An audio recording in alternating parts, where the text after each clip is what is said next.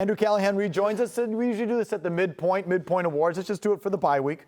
Who's the MVP of the Patriots at the bye week?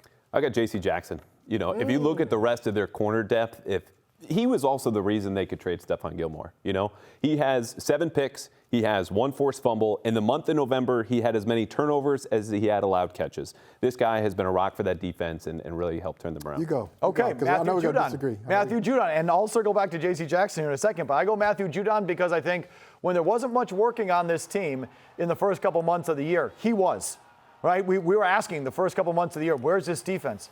And where's the buy-in and where's the impact from the free agency class? We never asked that with Judon. He, from the first week, I want to say, he was a factor on this team. In preseason, he was a factor on this team. And I think that, you know, they needed something to build around, and he was it. It's a passing league. The most important position in the sport is quarterback. But don't you have to pass? And Mac Jones, look, how about this? How about the diversity, the range of Mac Jones? 1 week, he throws the ball 3 times. And then the week before that, he throws for over 300 yards.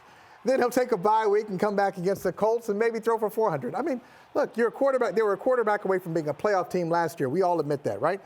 Cam Newton was not a good quarterback, and they won 7 games with a guy who was below average. Just imagine if they had Mac Jones last year. It wouldn't have been perfect, but they probably, instead of 7-9, they would have been 9-7. So I'm going to go with Mac Jones, team MVP. Biggest disappointment? Nelson Aguilar. You know, I think people go to Jonnu Smith, but he's at least helping with the run blocking. He's taken over and played more than double the snaps Hunter Henry did against Buffalo. And when you look at Aguilar, obviously not doing a whole lot of blocking, he has as many catches as Brandon Bolden does. 2 years, $22 million. I think they'd like that one back. But Jonnu Smith is the big disappointment. You don't, listen, you don't come here and you don't get all that money and all that guaranteed stuff to say, hey, you know, help us in a run game with your blocking. He was here. I kept hearing training camp. He was this versatile weapon. You could run him sometime on jet sweeps, and what a great athlete he is. I mean, what? Okay, there it is. That in that Saints game. That's unfair. He has not really done anything. I keep waiting for this moment, and it's not happened. Yeah. So I mean, Aguilar is just invisible. Jonnu Smith has actually hurt you. Like that pick 6 against New Orleans, and his game almost singularly against New Orleans led to that blowout. So I think Smith is actually. You know, he'd be a minus player if we were grading him. They weren't beating the Saints, though, that game. You know, like, well, that wasn't happening. You know what? He made sure of it. That's exactly right. We're not supposed to win this game. Let me just give this ball away. What's your biggest surprise? For me, you know, I think it's got to be Ramondre Stevenson. So you look at mid-round running backs in New England. You go Shane Vereen, you go even James White, Damian Harris. They don't play here. He's not only playing, I'd say he's a better pure runner right now than Damian Harris. They don't play as rookies. Yeah, they don't play as rookies, right, exactly, because they don't trust him in pass protection. And right now with James White out, they've had to play Stevenson, and he's been excellent. He broke 9 tackles in Buffalo. No one else on the team has broke even 8. This is a guy who is getting better and better every week. If he doesn't fumble, he might become their new starting running back. Wow.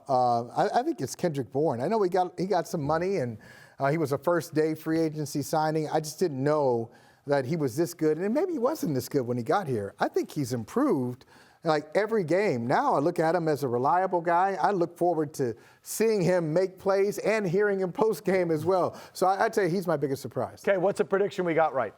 What did you say about the team that did come to fruition? Top 10 defense. There was no question in my mind. I thought it might take a little bit of time, and we're all expecting Gilmore to come back. He doesn't. They're the best defense in the league, and we knew they were Super Bowl caliber going back a couple of weeks with the number they put on Atlanta, a team they didn't know in a short week, and we could talk about Matt Ryan as we did back then. But look, this defense from front to back, it's good enough against the run. It's excellent against the pass. They can take whatever Belichick wants to do and put it out there, and that's your ultimate advantage. I think this is my crown jewel right here. If I have to say so, my crown jewel is going all the way back to what, May or June? I think I told you. I think we got the tape here, Rob Snyder. I said, your starting quarterback is going to be Mac Jones. And all these people, I remember Ben Bolin coming out, oh, let's not get too excited. It's going to take some time. No, Mac Jones is going to take the starting job. So I'm really proud of that one. Yeah, you did. And you stuck, even when it looked in training camp, like it was going to be Cam Newton and the reps were going to him, you never backed off it. How about you? The one thing I got right was no Odell Beckham, and they don't need these fancy outside weapons. This is a long-time obsession of mine, going back to the Randy Moss days. I do not believe in number 1 receivers. I don't believe in that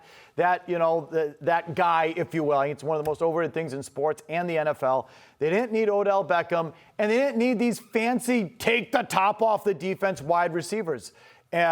I think if you've got a good, diverse group of guys that get open and catch the ball, that's pretty much all you need. That's what the Patriots were for most of their time here before the Moss years and before the emergence of Rob Gronkowski, and that's sort of what they are now. Guys who would be okay with it if you say, look, in this game, we're going to pass 3 times. Right. You're not going to get any stats at all. None. I mean, really, literally, you're going to get no stats, but we need you to block and be okay with it. Prediction we got wrong.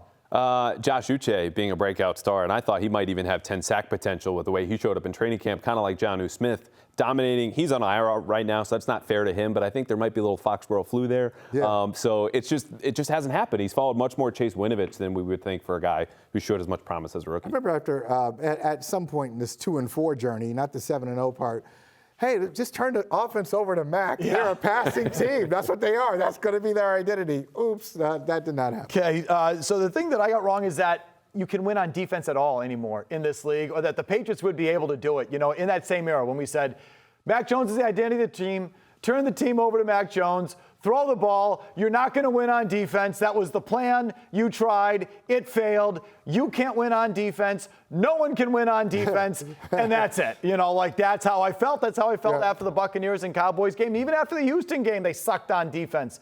And it's like, you just can't do it that way, you know, because it is interesting. I'm not the only one who feels that way.